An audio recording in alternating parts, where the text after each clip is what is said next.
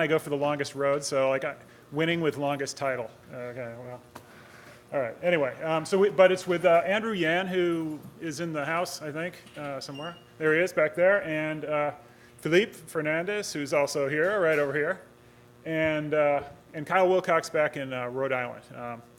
And this picture right here is a unstructured grid model, ocean model, triangle-based model being visualized in open layers from a web map service that's being provided by a new SciPy WMS service, which I'm going to talk about a little bit later. So this is a way for people to browse unstructured grid model output, just in case you were wondering. And that's actually the connector to Lake Michigan, right there, if you were wondering where that was.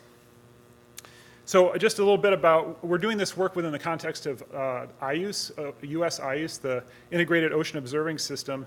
This is a federation of 11 different regional associations, which all have multiple people making model runs using different kinds of models. They need to compare them to each other. They need to compare them to data. And so they wanted to build infrastructure and procedures so that people could do that effectively. I also view this as sort of like a little microcosm of just the whole the geoscience community. Everyone who deals with models has all these same issues. So there's nothing really unique, really, to IDOS. So I feel like the work that we're doing here is applicable to anyone. In fact, beyond Met and Hydro, really, to hydrology or anybody who has sort of gridded model output like groundwater models. So, users want to, the modelers themselves, they want to create a bunch of files and dump them in a directory, and that's their simulation, and they want to be done. And and meanwhile, they may have some requirements from NSF or other people, or maybe they just want to get their model output out. Wouldn't it be nice if there was an easy way to take this pile of files here and end up with something that was searchable on something like data.gov, so you could do a geospatial and temporal query and maybe say, hey, I only want OpenDAP endpoints or some other kind of, or web map services. Find those data sets, be able to browse the data set, perhaps right on the thing that you searched on. So here's actually browsing one of these data sets, actually from this collection of files that shows up on data.gov. You can visualize it, you can browse it there using the web map service that you discover in the metadata that you found. And then you can turn around and access that same data in Python through the OpenDAP service endpoint that you discovered. So that's like the paradigm that we're trying to promote here. You go, in the future, you go search for the data you're trying to find instead of emailing or asking the guy next door about who knows about which model and all that. You do your search, you get back data endpoints, you get back browse endpoints that you can browse, you get back data endpoints that you can actually go extract data from, and you can do your work. So how do we do this? Well, we have a few issues to overcome. First, one of is that we don't have raster data here, typically. Sometimes we do, and that's nice.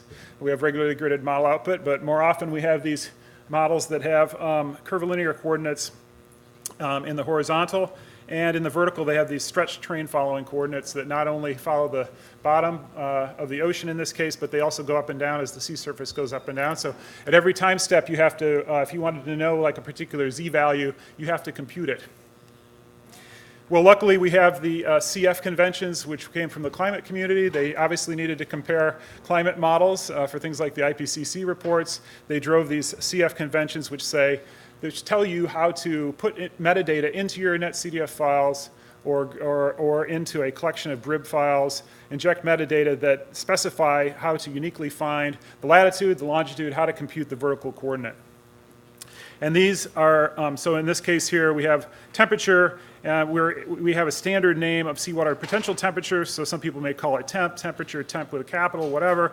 But if you have the same standard name, then you can search for that in something like data.gov and find the data.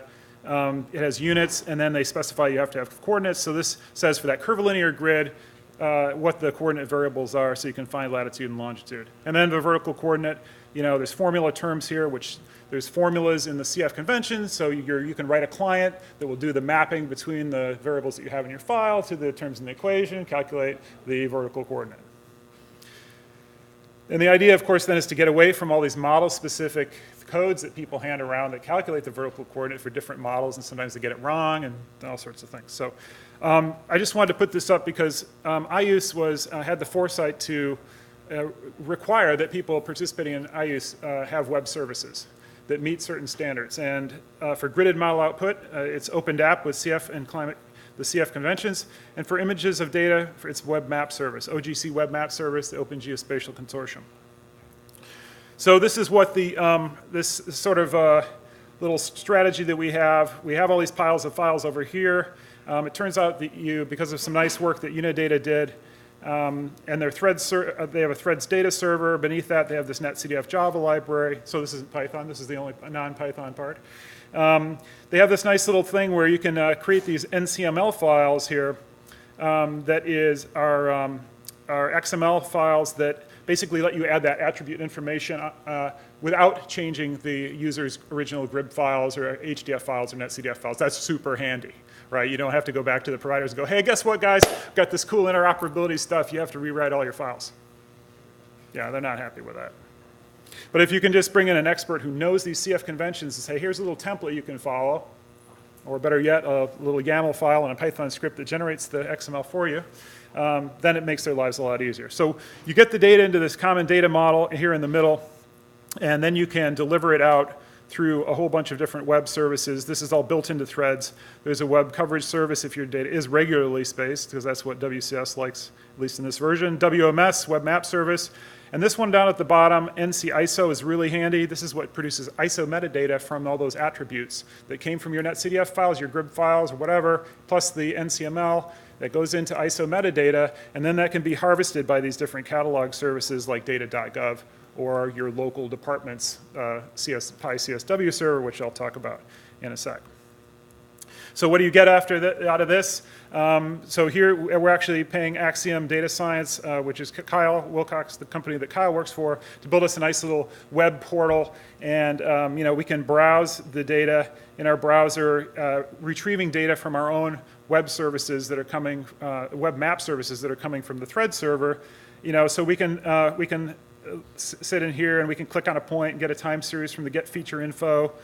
We can slide along in time, so it's a nice little interface for our own model folks, and that works fine for the CF compliant data. We can actually access CF compliant data in Python using IRIS, which is the Met Office package. It knows about the vertical coordinates and all the horizontal coordinates and everything else. So we can load a particular data set here. We can print these, look at these different so-called cubes. We see wind waves here. And then we can extract a range of data and plot it up in just a few lines. We can, just to prove that, here's a notebook which actually just rips through a whole bunch of models using the exact same IRIS commands to load that data, just to prove that once you have your data in a standard form, then you don't have to worry about which model it is. You can just say, hey, load the data and show me the model. And so we have here the global RTOS model from NCEP on the left, and then our own atmosphere, ocean, waves, and sediment transport fully coupled model that runs in a forecast mode out of our office here. You might note that we're using the new color map here, just so that you don't have to boo when you see jet. And this was loaded out of Kristen Thing's nice little CM TAMU package, and you can, this is the forecast temperature for right now on the same color scale. So you can, you could get into looking at some of the differences here, but I'm not going to do that. So two things that CF can't do. One of them is unstructured grids. So we have a lot of these triangle-based grids in the ocean for inundation and increasingly for other uses. I hear that the new MET models, there's a lot of hex grid models coming along. There's, in the hydro side, the new ModFlow model that is actually unstructured as well. So there's a lot of unstructured grid model coming in all different disciplines. We need to be able to handle those in the same way, right? We want to be able to do the exact same things.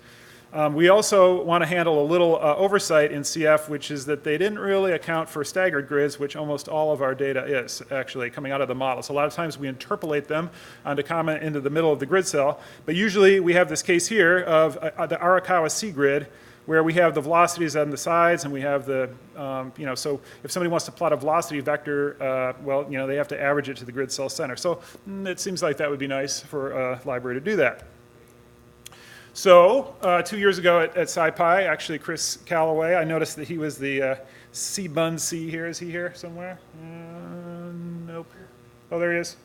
He started this, he got us together. Or actually, I can't remember what happened. But anyway, some of us got together and we started this little PyU grid, and Chris Barker and the two Chris's here and some other people have joined in. And we have a little nascent package to deal with the conventions. There's first we got together for a long time and figured out these conventions, right? So we have similar conventions that say things like you have a variable, it has a mesh that's identified by name. You go look at that mesh. It has a CF rule of mesh topology, a certain topology, and the node coordinates, and then the connectivity array that tells you how the triangles are wired up.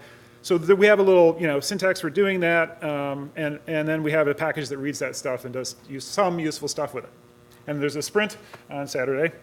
And so with that, actually, so that's right. So for the staggered grid, we decided we should take a similar approach. And so we have this little S-grid convention, again, from the community, and a little nascent S-grid library that Andrew Yan is working on, but we would like some more help on that too, but it does similar things. So with those two things, with PyU grid and S-grid, we have a new SciWMS web map service. So remember, threads only serves WMS data if it's CF compliant. So if you have staggered grid or unstructured grid, you have no web map service, but now you do. So you can go get SciWMS 1.0 release. Just happened to be released on Wednesday. And coincidence. And you can go try it out. It does work. It has some issues that we're still working on. When I say we, I mean mostly Kyle Wilcox, although several people have worked extensively on this over the past. There's been 3 or 4 major committers.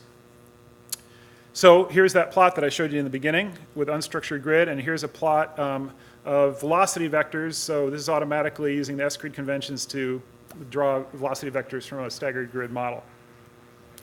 What's that mean, 2? Start wrapping up some time Yeah. Okay. So you can access it in Python using that same package, and just here's a plot to show that we're plotting unstructured grid data. You can tell it's unstructured because there's a tri-contour F in here. Same thing with S-grid. You can actually load the data right into Python, again, without any model-specific stuff. It has things like average to grid cell center. And here's a plot of some Sandy data just to prove it. I just have one slide on a few other things that I think are really useful in this whole little suite. We use PyCSW to harvest metadata from the thread servers and collect that and then be able to search it. So you can actually search it with, so you have PyCSW, and you harvest your metadata, and then you query that with OSWlib, with another Python package. So you can do a bounding box, a date range, and property. And in this case, we're saying we want only the OpenDAP services and get back a list of data sets that we just start working on. And even though we have sort of custom browse tools for our web map services that Axiom Data Science is doing, you should really check this out. This is super cool. This is the Terria.js package. I don't think many people have heard of this. Coming out of Australia, it's a totally in browser. It does 3D in Cesium. It does 2D in Canvas. It consumes WMS endpoints, Esri REST endpoints, OpenStreetMap, KML, GeoJSON, your GPX file from your run this morning, even CSV files, lat long time. It just goes in. You can make little simple configurations of JSON that configure the data sets you want to show up, or you can just drag and drop them in. And also, it will search catalogs and dynamically, like through CCAN currently, but hopefully in the future, PyCSW. It's on the issue list. And it's a kick-ass thing. You should try this out. You can have it installed in like 10 minutes on your own server. It's all open source. And that's how they're doing their national map and their data.gov in Australia. We have a BinStar channel to make this easier for people to install this stuff. 139 packages, as Philippe mentioned yesterday, to his heroic, or actually, well, piggybacking on the shoulders of giants like Phil Olsen. Oh, scikit-learn. Okay, everybody. And finally, we have a little YAML to NCML file that helps you create these XML files, which are getting more complicated as we get these S-grid conventions and PyGrid. So does a user really want to create this NCML file? No. They might want to just create this little simple file that has stuff that changes and run this little script to create that. So we now really have in place, I'm pretty excited because I think we really have this complete open source framework for model delivery, for search, for browsing, for access, and it's easy for the modelers to connect to. It's pretty easy for people to deploy. And so what we get out of all of this is a lot less tool development, and we get a lot more use out of models because we can compare them to each other now easily and access them in Python, and we can access them in MATLAB too. I didn't talk about that, but so it's you know, I think it's a huge, it's very exciting. We've got some work to do though, so please join us for the sprint tomorrow. If you want to participate in UGrid or if you want to participate in SciWMS or any of these things, please come talk to me. Thank you very much.